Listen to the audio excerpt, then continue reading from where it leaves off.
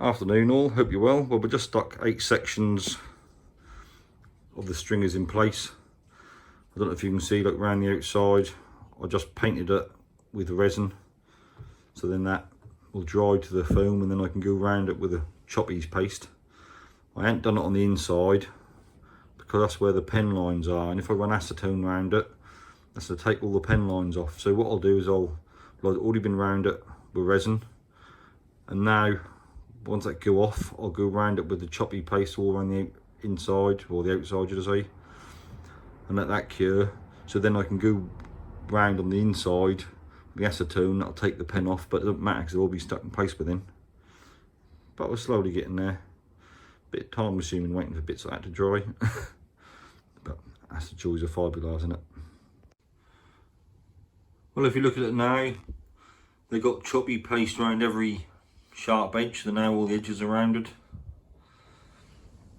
That's all dried, and I've painted all the foam with resin. I don't know if you can see that, because obviously you want resin painted on the foam so then the fiberglass will stick to it.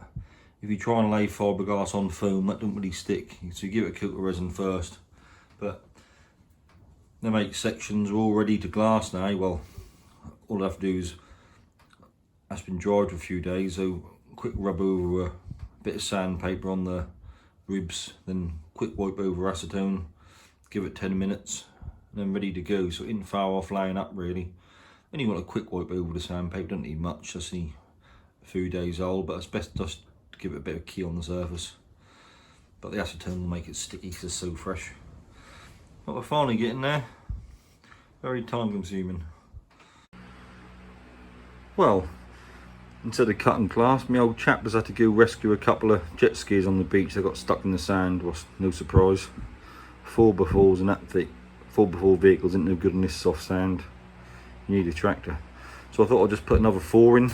As you can see, around this side, or around the outside of the whole 4, I painted resin on, and I just put the choppies and resin to the corners. Now I just got to paint the inside edges, and then put choppies on there too, and then paint all the foam with resin, so then the glass will stick. So that's getting there. It doesn't look too, it looks looking nice. Well, at least when you stick your eye down, they look pretty straight, don't they? I'm happy with that. There's nothing worse than having wonky stringers in a boat. They're awful, but these look really nice. I'm happy with that. But just get them all glassed in now. Well, we're now talking about glassing over the stringers. This is the second one for the bow. I've left that little bit because I need to do a bit of cutting out of glass and fill the end of that so I don't get no water in it if I get condensation in it. But this is the first one. That's overlapping by 2 inches. You can see you see when it's flat, look, that's, I've torn it there and torn it there, and at the top, obviously, that's a perfect rectangular.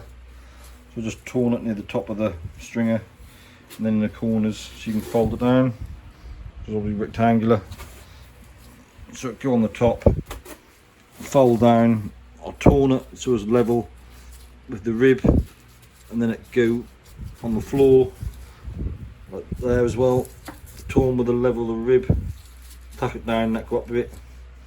So that's, and then look there, just well overlapped. That'll be lovely and strong when that's glassed down.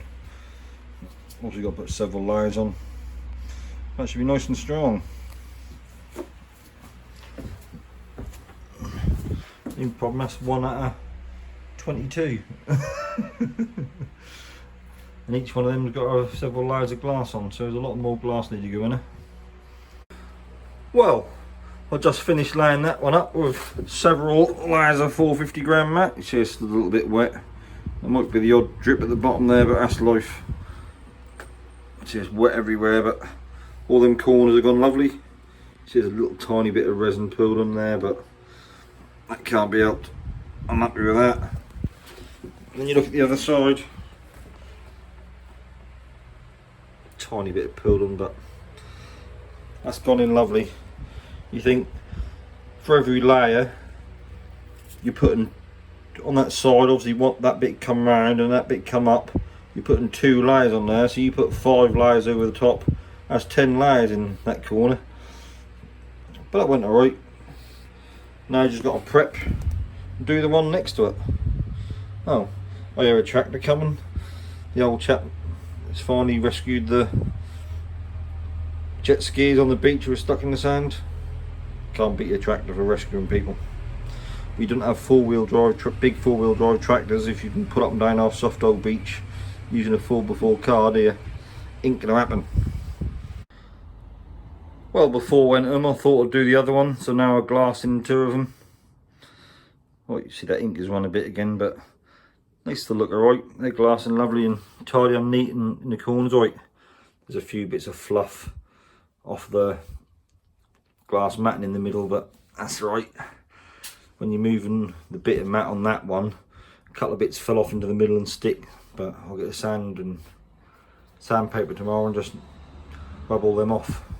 That's got to all be gel coated anyway, or flow coat should I say. Obviously gel coat with the wax added is flow coat, because gel coat didn't go off when exposed to air, but you get gel coat, mix the wax with it, the wax rises to the surface, and then that'll go off. But I've got to do all of it anyway, so I'll give the whole lot of rub down when I'm done. But there you go. The first 2 sections of string are done. Plenty more to go. Lucky me. But it's got to be done at the end of the day.